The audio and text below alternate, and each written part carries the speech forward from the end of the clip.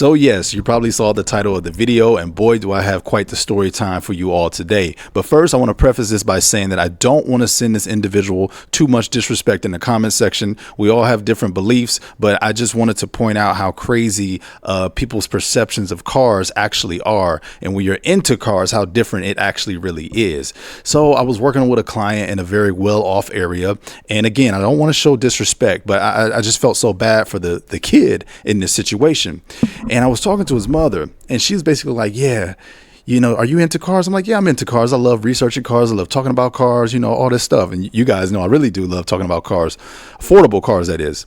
And she was just like, yeah, my son's trying to get a car, but he's trying to get an 8 to 9 year old or 10-year-old vehicle. And I just told him that he is so dumb for trying to get something that old. And you guys should have known me. I was automatically taken aback, like, hold on. She must not know what we do over here on the channel. So basically, she was telling her son that he was dumb for wanting to drive a car that quote unquote old. And what I wanted to do was kind of delve into this right now. Again, they may be very well off. They may be rich. They may have the means. They may look at cars like this and say, hey, that's beneath me, whatever that means. We don't do that around here. We love used cars around here, especially reliable used cars around here. So I wanted to put up on the screen what a 10-year-old car, 9 to 10-year-old car actually looks like. This is a 2017 Lexus RX 350 starting at $43,000. It started at $43,000. I don't know if this is the current price of it still. Maybe these are like when it first came out, but I love having these prices up here because it kind of shows the quality of everything. If this is an older crappy car, then I don't know what the rest of us driving. I mean, this is such a beautiful vehicle that still has all of the modern features that any 2020, any 21, any 22, any 23 still have to this day. But before I even get into the car aspect of it, I want to talk about the family aspect when it comes to you and your finances. Guys, family can literally make or break your relationship with money. And that's why when you become an adult, you have to break away from the mold. There will be some things that your family say that are really good, that are really useful. And then there's going to be some things that you have to disregard and dismantle and get rid of because certain thought patterns can keep you stuck or hold you back from your true financial potential. Now, I was trying to delve into her about why she was calling her son dumb. And she was just like, well, he likes the way that those models look. He likes the way that the features are and all that type of stuff. And I was just like, why not just go get something, new. And family, to their credit, they're always trying to look out for you, right? To her credit, she may not know what cars are about. She was saying that he wanted to buy a 90,000 8-year-old, 9-year-old car, and she was just calling him so dumb because why would you want to buy a car with 90,000 miles on it? And I'm looking at her like, you better not let me find a car with 90. Hey, don't let me find a RX 350 that's only 8 to 9 years old with 90,000 miles on it. You tripping. Don't let me find a Toyota Camry with only, a couple thousand miles on it. I mean, this is a 2017 Toyota Camry right here. One of the most beautiful cars of all time. Absolute beast of a generation. This generation was, 60,000 miles. They want $15,000 for it. I mean, the perception on cars has been so warped and so damaged due to advertisers and the marketers and the propaganda. Boy, y'all got to give it up. We got to put the mic down and give them a clap because they got us. I mean, they got us figured out. They have successfully coerced so many people into believing that what you have currently is not good enough. They have successfully won because in anybody's right mind, how could you call a car that's only 8 to 9 years? These are 8 to 9 year old cars now, guys. This is what we're calling trash now. This is what we're calling trash. And I ain't even just saying this because I drive older cars, but look at these beautiful pieces of machinery that still does everything that your modern car does today. I mean, look at this. I love this model because I have the 2012 version of this. I love these models. Beautiful. They have Bluetooth. They got all the stuff. But I was thinking about it. Okay, try to give her a benefit of the doubt, right? Okay, if it's a BMW, maybe at 90,000, okay, maybe not the best idea. If it's maybe I don't know, I guess I'll say Mercedes at 90,000, maybe not the best idea, right? Maybe if it's certain Fords or certain Hyundais or whatever, right? Let's say it's not a car brand as reliable as Toyota, a Lexus, or Honda. Then okay, maybe I can give her a little bit of grace, because it's like, all right, you don't really know how well those luxury cars are going to hold up. But that's why research is so important. That's why when you become your own adult, your own man or own woman, that's why you have to break away from the mold and stop just believing what the masses have told you to believe. This is where you need to exercise your critical thinking processes, because I'm not saying everybody got to drive Toyota or Honda or Lexus. I'm not saying that. But I'm saying if he's trying to make this move for the betterment of his future, then the last person he should be hearing him get called dumb by is his own mother. And these are the type of financial intricacies that we take into the next chapter of our lives. And this is why some people start off out of the cradle with the wrong perception about money, the wrong perception about consumerism. It just teaches so many things, man. And parents, we don't understand. Our words have major impact on our children. What we tell our children can sometimes define them for the rest of their life. So instead of calling her son dumb, I would have loved if she had took the time that I tried to take to understand her, so that she could understand her son and where he was coming from. You know, and again, depending on the car brand, there's some validity to what she's saying. But if you're looking for the right thing, if you know what to look for, then you would know that an 8 to 9 to 10-year-old car, you're looking at it right here on the screen. This is what it looks like. 2017 wasn't that long ago when it comes to cars and technology. It wasn't that long ago, guys. All right. I would never look at this thing rolling around and say, man, look at that old car.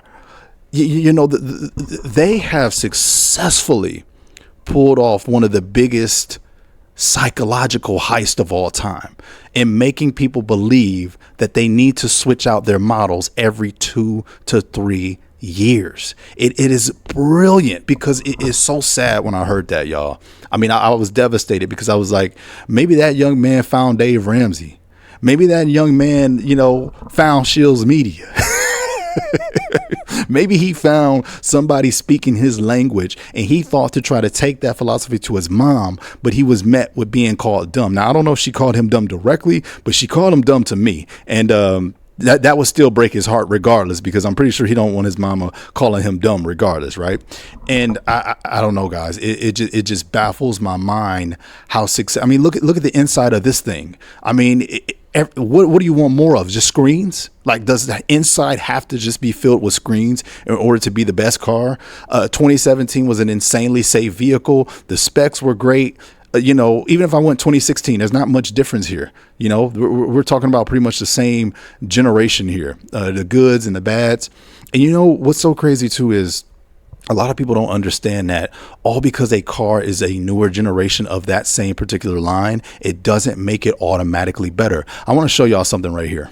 All right, if you are looking for any solution in the things that goes wrong with a potential car that you're looking at, guys, go to carcomplaints.com. This is one of my favorite and most reliable websites when it comes to picking a good year of the particular car that you have your eyes on. All right. Now, if we held true to the belief that the newer car is the better, how can a 2008 be the worst of a Toyota Camry when there has been a multitude of different generations of Toyota Camry? How could the 2008 version be the worst model year if every single year the car gets better by default?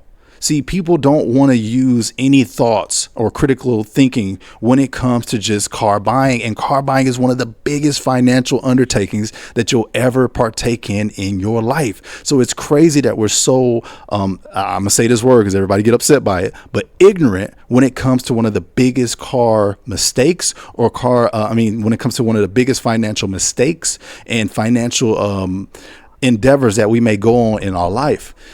Anybody who's a real Toyota Camry guy, anybody who's a real Toyota boy like me, you know what I'm saying? Tell me not. you are 100% going to take 97 through 2001 before you ever touch 2007 through 2009. Why? Because that line of Camry was developed with the bad piston rings, the oil. It was just a mess. That line was one of the worst lines of Toyota. And this is not a knock to people who maybe had the warranty and, you know, you guys are getting through it. But look at here, as you can see here on car complaints, the higher the bar, the more issues that there were that particular year. And as you can see, it goes up a little bit in 2002. They had some oil burning issues. 2007 is crazy. I don't know how 2007 is not the worst year. The most reported problem year is also the 2007 with excessive oil consumption. So 2007, the bar is crazy. 2008 had major engine issues. By 2009, they were trying to work it out, but some were developed with it, some were developed out the issues. And then 2010 and beyond, they ended up getting their stuff together. And as you can see, the later it got, okay, there were some still better than others. You know, the 2018 has more issues than the 2017, for example. So there's always, you have to use a lot of context and smarts when it comes to buying vehicles. So by that logic that, oh man, you know, the newer the car, the better, the better. It's not necessarily true, because you have to wait until a car's life cycle is complete almost, or at least there's enough data out there over a period of time to know if that vehicle is worth truly pursuing or not. To me, a 8 to 9 year old vehicle, 10-year-old vehicle, there's so much data out there about that vehicle. You can know every single thing about what that vehicle is going to do, at least in a 10-year potential span. How is that not worth the investment of your money? Now, before I close out the video, everybody don't have to agree with my philosophy. I'm not saying you only have to drive old cars. I'm not saying you can't drive just new cars. I'm not even saying that you got to listen to me. Don't even just listen to me. Go do your own research about what you want to drive, and then you make your own decision from there. I just wanted to bring into the conversation that too many people just hear the year of a vehicle and they just lose their ever loving mind, y'all.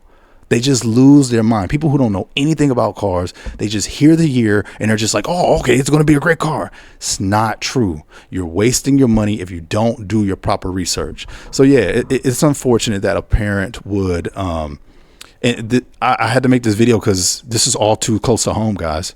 We all deal with our parents' financial decisions, and our upbringing in our life has one of the biggest bearings on your relationship with money.